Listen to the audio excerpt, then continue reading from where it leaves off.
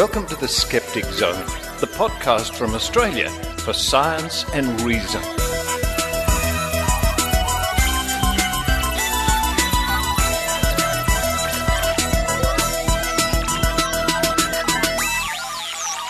Yes, it's the Skeptic Zone podcast, episode number 478 for the 17th of December 2017. Richard Saunders here with you from a very thundery Sydney, Australia. In fact, I just recorded this a moment ago.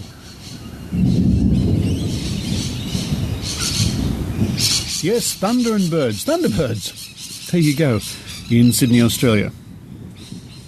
Coming up on this week's show, well, it's a slightly shorter version of the show this week. Christmas time coming up, all sorts of things happening. But never fear, we can always rely on good old Maynard to bring us some content. Last week, in fact, we had Sydney Skeptics in the pub with our special guest, the documentary filmmaker Sam Hutchinson, talking about his movie, his upcoming project Conspirituality. An interesting project indeed, where he spends time with true believers in UFOs and monsters and things like that, and gets their point of view. We have a chat to various pub goers to get their impressions of Sam's talk. Some people thought he was doing a good thing, some people didn't. In fact, Maynard also talks to Sam about his project. Links in the show notes. Also included in that is a grain of salt with Eran Segev, a mini grain of salt, where Eran gives his thoughts and opinions on the recent changing of the law here in Australia to amend the Marriage Act, marriage equality. Following that, it's a story from the Australian Skeptics website by Tim Mendham about the efforts being made by the anti-vaxxers to raise more money. Then to round off the show, it's a radio clip I did just last week. Ooh, more thunder. Here in Sydney, where I went into the studios of Talking Lifestyle, that's the name of the radio station, and I bent some spoons. Oh, the good old spoon bending on the radio. Anyway, it was a lot of fun. I'll play some of that a little bit later on to round off the show. Oh, hello, Maud the cat's just jumped into the studio. You want to look out the window? All right, come here, come on.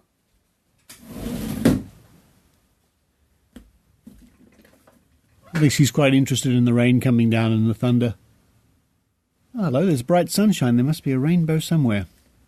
But now it's time for me to run downstairs, have some nice, let me see, some tuna, chili tuna on toast. Hello, another bird. It's all happening here. While I do that, I hope you enjoy the Skeptic Zone.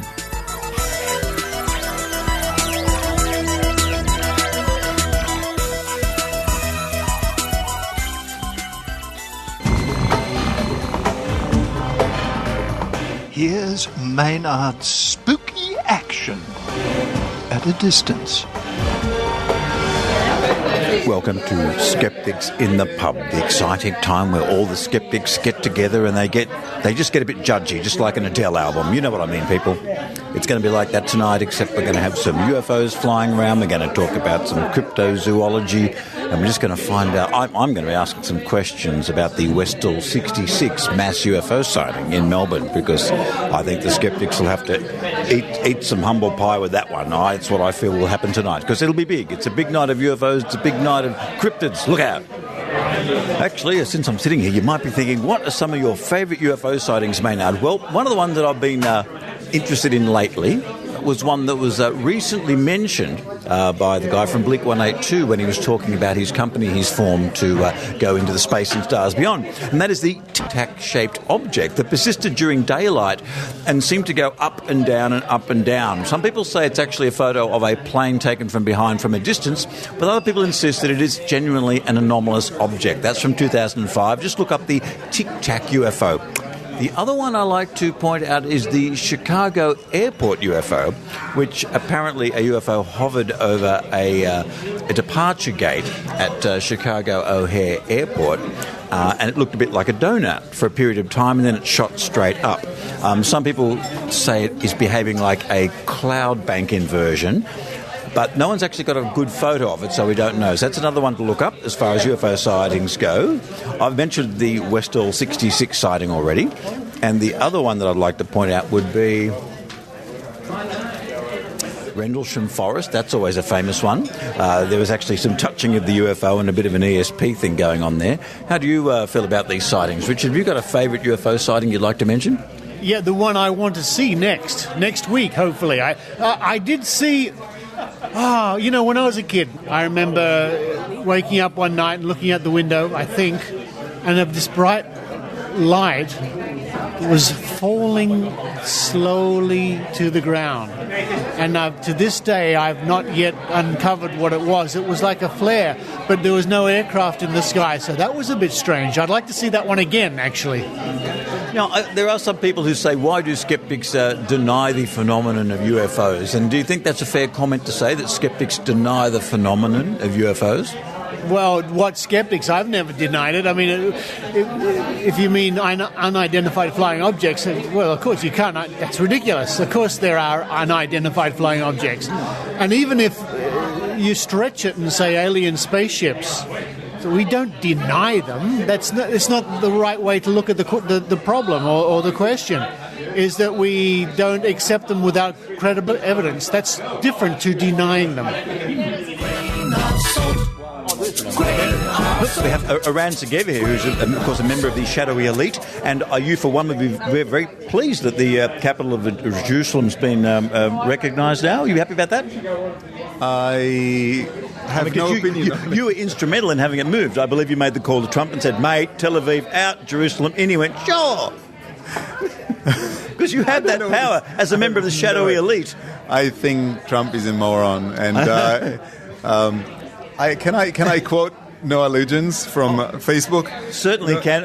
Noah's a guy who is very, when it comes to Trump and foreign policy, I think Noah's probably on the money. Noah Lugens said, if the rationale behind recognizing Jerusalem as Israel's capital was to provoke Muslim terrorism and thus sell the travel ban and other draconian anti-Muslim policies, that would surprise me only in the fact that there was a rationale behind one of Trump's decisions. I have nothing more to say. There's nothing more to add to the whole thing.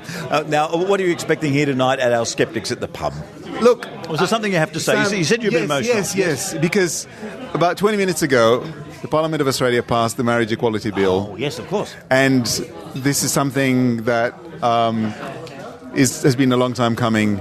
And I'm really emotional because I'm so happy about that, and that trumps everything else. Sorry, I mentioned that word again. Yeah, the word again. It's more important than anything else that will happen today or probably in the next month. It's just wonderful. I'm a little bit underwhelmed because I thought they did it 2 weeks ago, you see. So I'm like, what? I thought they did it already. That was the Senate. Today was the House of Representatives. See, that's when I started celebrating. I've been drunk since then. So I can get drunk again? Is that what you're saying? I'm saying you've probably been drunk for the past 6 years. Yeah, so. That's true. That's a good point. Well, that's great. Actually, now, the flow-on effect through all the other laws, because a lot of laws are now going to have to be changed because of this, or just amended in small ways, is going to be fairly massive, as they've found in the Canadian Parliament. I don't know. I actually don't think so. Because now marriage is between two people, so you've actually got to change what marriage is in all your other legislation, because don't you have to change it to two people there as well? My understanding is that this does not affect any other law. Oh, okay. Because I would have thought that you just have to change subtle wording in it, that's all. Because where it might have man and woman, you wanted to change that. Haven't you see, the thing is, the Marriage Act was only changed to between a man and a woman in 2004. They haven't had a lot of time to make all these sweeping changes throughout other laws. This is not like something that we've had for 110 years. This is new. That change is relatively new. So all we've done now is we're back to where we were essentially in 2004. My understanding from quite a lot of reading is that it's not going to affect any other law.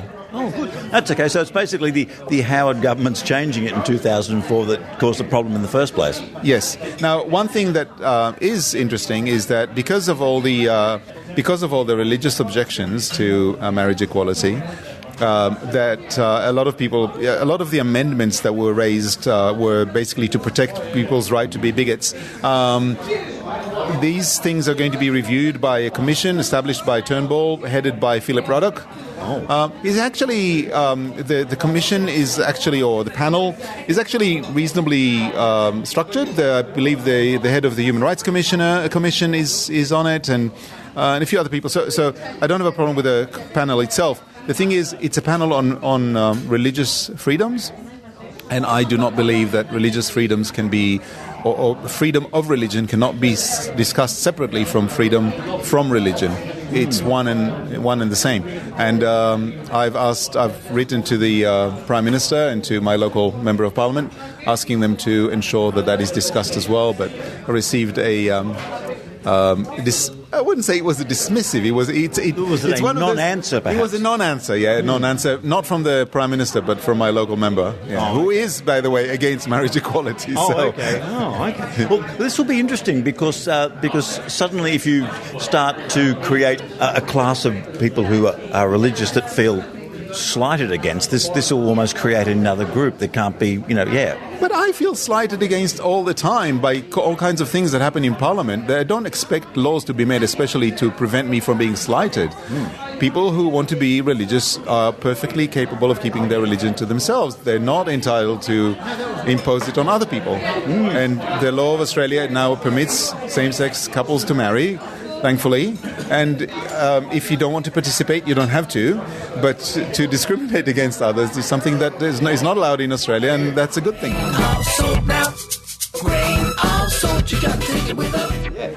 Look, we've just come into a shadowy corner here, which is probably a great place to talk to Sam Hutchinson. Is that the correct name? That's correct. And look, what's your experience as a TV producer recently? What do you do to pay for the money to go out to the Blue Mountains?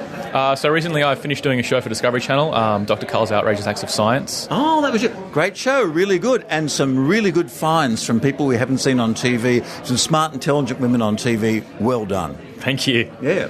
Well, there was some scientists I'd never seen before on TV, really? And they were Australian. I was going, it's just some English show, it's some footage. Hang on a minute, that's an Australian accent. Yeah, and Tony Martin, good. Yep, he was probably the standout for me. Well, yeah, really. It wouldn't have been too hard work.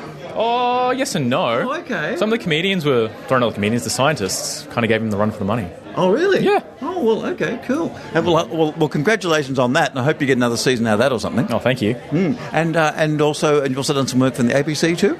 Yeah, recently finished off a kids show. All right, with Justine Clark. So it's a little bit different to Dr. Carl's. Yeah, but as anyone in the Australian TV industry, you've got to have range, or else you're not going to eat. Oh, for sure. Got to kind of diversify. And Conspirituality, very interesting what you're working on right now. And what you're doing here in Australia is mirroring what's happening in the US at the moment, because the UFO scene, and particularly the MUFON scene in the US, spirituality is moving into the UFO scene there and causing quite a schism. MUFON itself, there's people who are leaving it in droves because it's gone all new agey instead of nuts and bolts in the sky kind of thing. And what you're looking at is kind of an Australian version of that. And I think it's very interesting. There's books like Reframing the Debate about UFOs, which talks about the very thing you're looking at here. Could you just explain to the listener in a nutshell how you are combining the whole nuts and bolts UFO belief with a spirituality belief that some of the people you're meeting So the guys I'm talking to that have the spiritual belief, they're actually an offshoot of a US organisation called ESETI. So they've just co-opted that name to form ESETI Australia. I think it's a trend that's been happening for a while. Kind of this male-dominated nuts and bolts field is, kind of alienating a few people, and this new age spiritual movement's kind of coming in because it's a little bit more positive, if we're going to be a little bit honest. It's a bit confusing too, because there's the demand for evidence, and the spiritual field doesn't require that as much. That's correct. So if you don't have evidence, just knowledge becomes the capital that you trade off to, basically, I don't want to say create your own evidence, but it's something that gives you power within that field. And I notice one of the great techniques you use is you would say, skeptics could say that this is just not quite right. Can you do that question twice in a row? Because if they do an explanation and you go, well, then a skeptic might say, does the skeptic says question work twice in a row with these people? It does, actually. Oh, really? So, okay. yeah. Basically just inhabit the form of a skeptic and you ask questions through that mind, through that mouthpiece. It's something I don't like to do, but it's something that I like to do when I don't want to ask questions that gets him offside, the talent offside. Also, there's been people here that have been taking of the opinion that you should be challenging them, in that the documentary makers should be challenging these thoughts and ideas that they have in some way to bring them back to reality. Where I'm not with that. I'm with the more like you're documenting, you're showing their world. They may be internally consistent, they may not be, but that's your job to show that. I would actually completely agree with that. It's not my job as a filmmaker to get my point of view across. I think it's just about honestly capturing their interpretation of reality. It may or may not be different from mine, but it's not my place to say. And do you think there's a problem sometimes that you could worry about that slipping into exploitation of them as well sometimes? That's the line. So it's riding the line between having fun and making fun, ultimately. It's very easy to take these people out of context. Oh, yeah. To ridicule them, to make them the butt of the joke. But if they say something that's a bit out there and a bit ridiculous, they said it. Don't take it out of context. I often find they come from a place of sincerity, and you kind of want to embrace their sincereness and just use that to tell the story. Yeah. Is there a point where you'd have to sort of draw a line? If there was someone you were talking to and you thought, gee, there is really something seriously of a psychological issue going on here where you may feel you have to do something? Does that ever happen? Or do you think that might happen? I haven't come across that yet, but I look forward to the day when that does come. Yeah. Because then I learn something new about myself. Yeah, and I believe you're a follower of Nietzsche by the sound of it. Not overly. Oh, okay, because you're a bit of a nihilist, maybe. Oh, yeah, just as my more existential nihilism, everything's pointless. I think that's why I don't frame what I'm doing in any sort of lens. Just let it be what it is. And so you said you had a Christian upbringing and then you went to angry atheist. So where are you at the moment? Agnostic atheist or a guy who just reads chapter 4 of Dawkins? How's it work out? So if we look at it as a spectrum, and we've got, maybe complete believer one end, complete skeptic at the other, agnostic in the middle, somewhere between agnostic and skeptic. Cool. And if I want to engage with you online, and people listening can find out more about conspiritualities. Am I saying that correctly? Yeah, that's Conspirituality. And you got the domain going on too, but where can we find it? So best place to look is Must Go Faster on Facebook. So it's a little film collective I'm a part of. That's where we get our documentaries out. We also do a stack of fiction films that do festivals. So check us out on Facebook. That's Must Go Faster. Look, there are some people that are thinking, to me, it's great that you're documenting outsiders. I think that is really good. I think they're a story that needs to be told. But not everyone agrees with that, do they? It's like, why are you giving these people the time of day, don't they? And how do you answer that when they go, and you go, well, because I know why you're doing it. I would just say to those people, what makes you better than them? That's a great answer. That's great. Thank you very much. No worries. Thank you. Skeptic Zone. Yeah, now we've been watching the talk here tonight, and you two, you seem to have a bit of an issue with the role the interviewer should take in such a documentary. What were you getting at there? Sorry. Well, here's the microphone. That's the only way we're going to hear you. It's interesting what he was saying. He compared himself to Louis Theroux. Who is a psychopath? Oh, no, sorry, sociopath. Louis Theroux is a sociopath. He's a voyeur. But he can survive quite well in America where everything's aggressive over there. And what Sam seemed to have done, he participated in it. But it was interesting, some of the questions that were said afterwards, that he understood that some of these people did have issues. So it was a very good, I think it's a very good documentary when I see it. But I mean, these people needed support,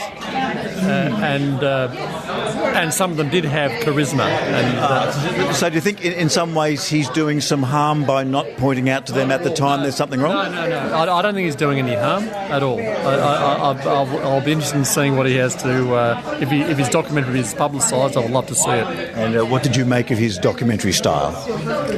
No, I actually disagree. I think he is doing some harm if he's showing support but not providing some logical alternate reasoning or alternate objections to what these people are presenting. I mean, he won't be able to get into their world unless he actually plays along, and he's playing along.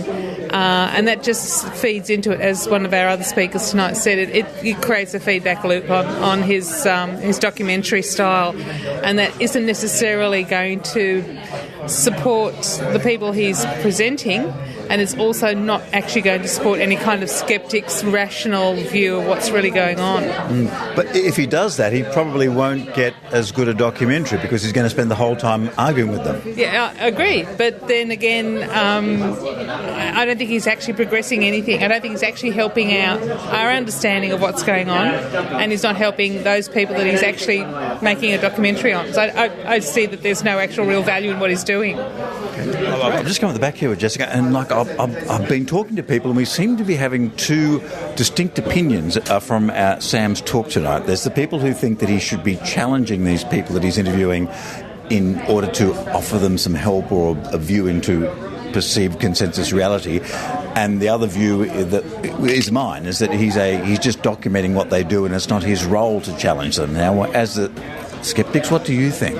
Oh, I think definitely as a documentary maker and a journalist, his role is to document, not to get involved and not to challenge. And Do you think there's a danger in enabling them by not saying anything to them about it? Possibly, maybe. If there was a mental illness involved and there was a possibility of self-harm, maybe. Journalistic ethics is actually not my area because I'm not a journalist. But I can understand. Look, these are people who are in many ways outsiders, and having a documentary about outsiders and the way they think, I've not had a problem with. Yeah, not a bad thing at all. I think, it helps in understanding them. It helps in perhaps understanding that they're human. We're all humans. We're all flawed. We all have our problems. Maybe these problems maybe these people have more problems than other people. Who knows?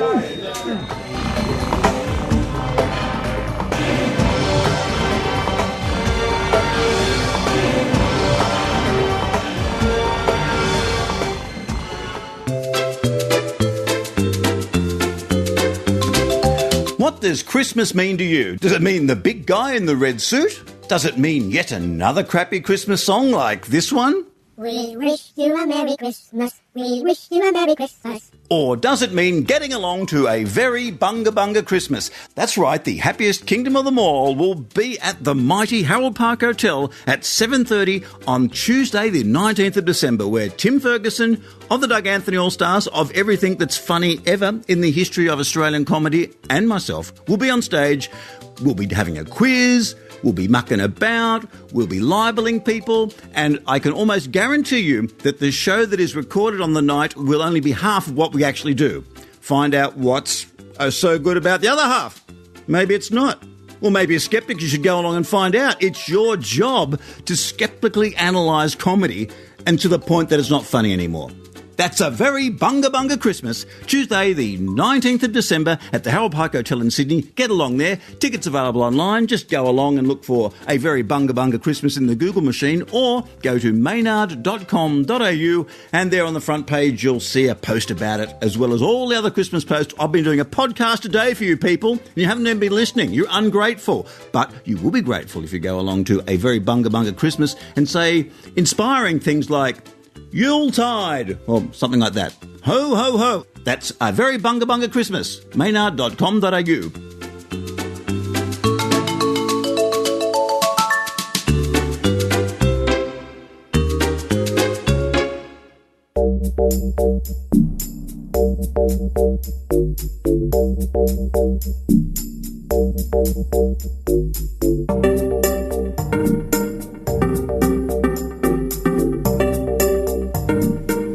Anti-vaxxer Meryl Dorey on the hunt for money. And this story comes to us from the website of Australian Skeptics, skeptics.com.au, published on the 29th of November by Tim Mendham. You too could make Meryl Dorey's dream come true. The anti-vaxxer and on-again, off-again head of the Australian Anti-Vaccination-skeptics Network, AVSN, is trying to raise $5,000 per month via Patreon site to, quote, help make my dream of widespread vaccination education become a reality and, nearly as important, make non-compulsory vaccination the anti-choice government's and pharma's biggest nightmare, end quote. She says that when she reaches $2,000 per month from Patreons, she will start, quote, bi-weekly free webinars to keep everyone up to date on the most recent news and information from around the world regarding vaccination and health rights, end quote. If she reaches $5,000 per month, she will launch, quote, my first in-depth class free to the public, end quote. This class will, she says, provide parents and health professionals, quote, with a broad range of historical and up-to-date references and outlining some of the questions they need to be asking before they say yes or no to vaccinations, end quote. Donors get nothing in return for their support apart from advance notice of webinars and an invitation to join her private Facebook group. Dory has raised money in the past which has not gone to the project described. In 2016, the SAVN raised money for a High Court challenge to the No Jab, No Play legislation. The SAVN was told sometime after raising the money that the action was unlikely to succeed. But the $150,000 plus raised has, as of last notice, not been returned to donors. The SAVN reported that the total cost of the legal advice was $72,526.37, leaving the organisation with more than $70,000. This led the New South Wales government to institute an investigation into the SAVN's fund-raising activities. In April of this year, New South Wales Innovation and Better Regulation Minister ordered another inquiry into the SAVN following complaints that it may have been seeking donations from the public illegally. Under the Charitable Fund-Raising Act 1991, individuals or groups seeking donations from the public for charitable purposes may require an authority to raise funds. The New South Wales Government Licensing Service had already removed the SAVN's charity licence in 2014. As of November 28 this year, that inquiry is ongoing. And that update comes to us from the website of Australian Skeptics, skeptics.com.au.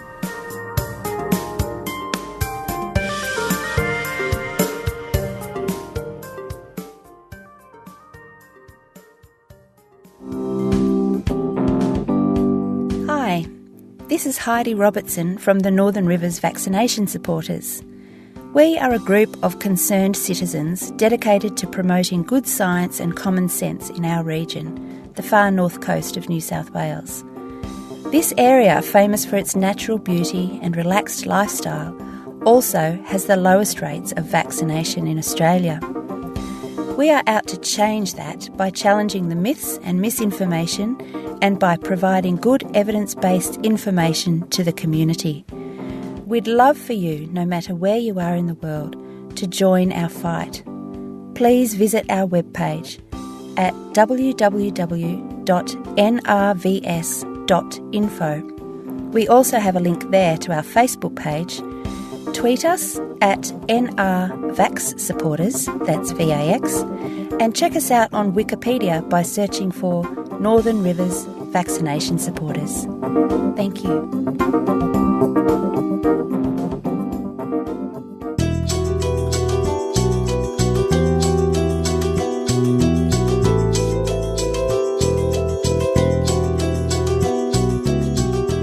Every Tuesday we have our man from the Australian Skeptics, Richard Saunders. He's talked about Uri Geller. He was the bloke who was causing sensations on the Don Lane show over those years when he'd go on there and bend spoons. It was the late 70s, wasn't it? That's he was right. an Israeli psychic. I think he claimed that he'd been given this gift by visiting aliens and somehow was able to bend all the cutlery all around the world, actually, no matter where he went. Richard joins us this morning. Good morning. Good morning. Now, you're in the studio and you've brought some metal spoons in here. Yeah. We've to checked prove them. that they're metal. There they are. Checked them. We've checked them. They meet our exacting solid. standards. Yep. They're solid. There's nothing. He doesn't have anything up his sleeve. I'm going to hand over. I've got a couple of wrists up my sleeve. Well, hang on. No, you keep them here, I think. For those of you who are listening, I'm going to describe what happens here. But we're also... Pass one over to John. Yeah, we can have one as well. Yep. We're also filming this so that you can have a look on our website very shortly. There's nothing. These spoons, I'm watching them here. Yeah, and you grab one too. They're we all have solid a spoon. We all have a spoon. Now, before we start, spoon bending is great. It's a wonderful trick, but bear in mind your eyes can be fooled. And a great example of that is you take an ordinary pen, which I have here, tap, tap, tap on the table. It's just a cheapy pen. You've done this trick before, probably. School kids do it. You see how that looks like it's getting wobbly and bendy? It is bending. You see that? But you know that's an optical illusion by the way I'm waving the spoon. Right? Yes. You can get a similar effect with the spoon you have in your hand. Now look at that spoon. Yep. Bend it slightly for me. Just bend it slightly. Yep. See, does it have any give or anything like that? No, not really. No. All right. So just tap it on your hand like that. Actually, I'm doing that right now. Okay. Hold it by the neck. Yep. You two, we're all holding it by the neck. And just rub it here. Rub it at the neck and wiggle the bottom. and you'll get the same optical illusion happening. See how that looks like it's getting Oh, yeah, I can see wiggly that. and bendy? Yeah. Yep. And just like the pen, it's your eyes fooling your brain, and it's such a strong effect that the more you do it, you can really convince people, it looks like it's doing it. You look as though you're about to take See it. that? It looks like it's been. Yeah, it does. It looks like it. Yeah. Now, what certain people in Israel would do many years ago would say, I don't know what's happening. It's getting rubbery and bending. What's happening there? Look at that. How are you doing that? You've kept rubbing it. Now, I should explain, the spoon has just split into two pieces. I'll take another one. You've bent that. Yeah, well, there you go. Must be all true then. I better pay myself the $100,000. You've received this gift from visiting aliens. How did you do that? I did it very well, I thought, don't you? Let's have a look at those two pieces of the spoon here, because now that was the spoon you gave me. There's another way to do broken into two pieces. Yeah, I mean, I go through a lot of spoons. The other way to do it is simply hold it like this. Yes. All right, with your thumb layer, and you start to rub it. Have you got one? Yeah, Have you still got one? Yeah. You got pick one up. You start to gently rub it. Now, are you left or right-handed? Right-handed. Right. Hold it in your right. Start to rub it. Hold it in my right. Yeah, and rub it like that.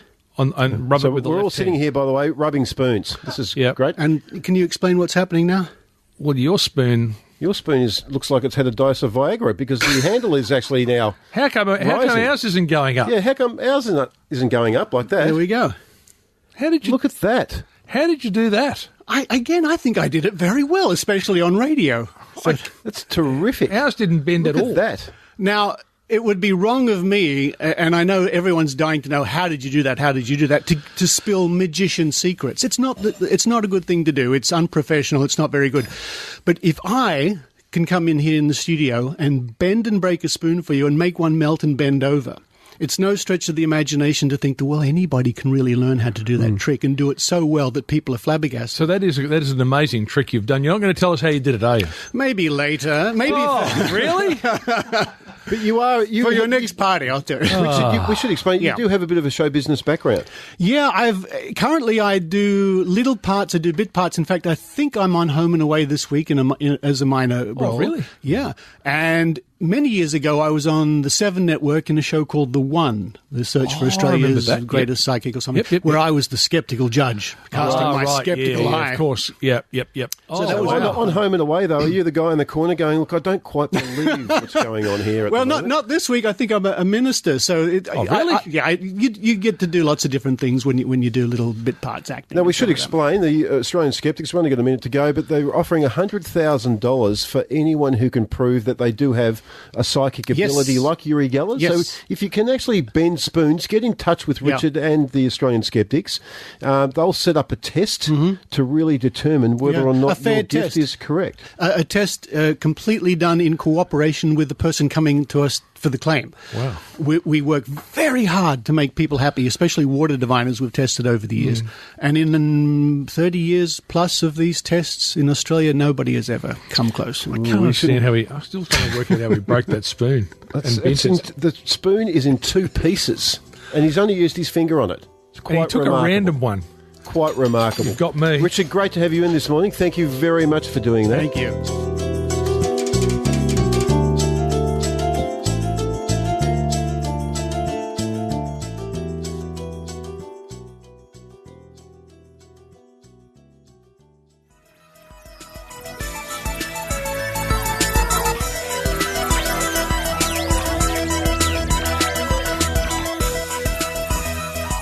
Thank you for listening to the Skeptic Zone, with the rain still dripping down outside the window and Maud the cat in the window frame looking out at the world, and there's another bird out there. More thunder. Coming up on next week's show, more from the recent Australian Skeptics Convention, Skepticon, with Maynard interviewing all sorts of people. He did so much. It's great because you get to enjoy his interviews over many weeks.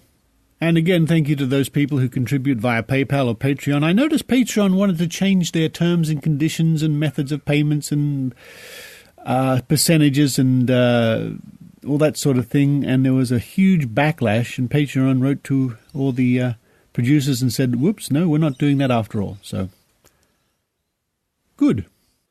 And before I go, because I've had a request, I'll do the dice game again. For those of you who don't know, every now and then, every couple of months, I'll roll a couple of dice here on the table.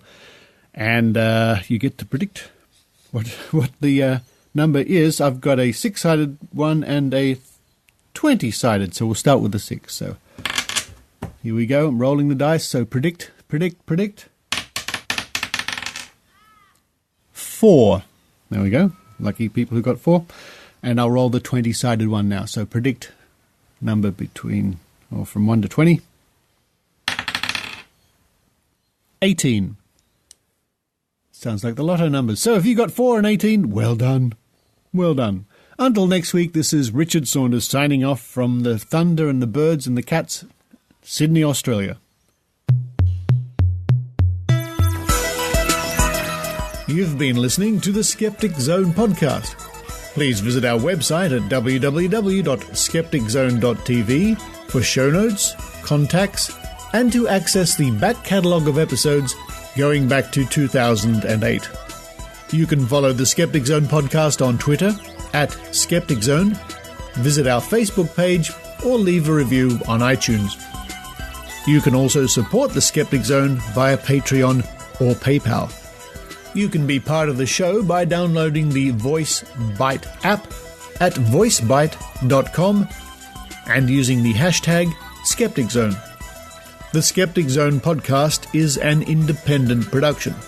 The views and opinions expressed on the Skeptic Zone are not necessarily those of Australian skeptics or any other skeptical organisation.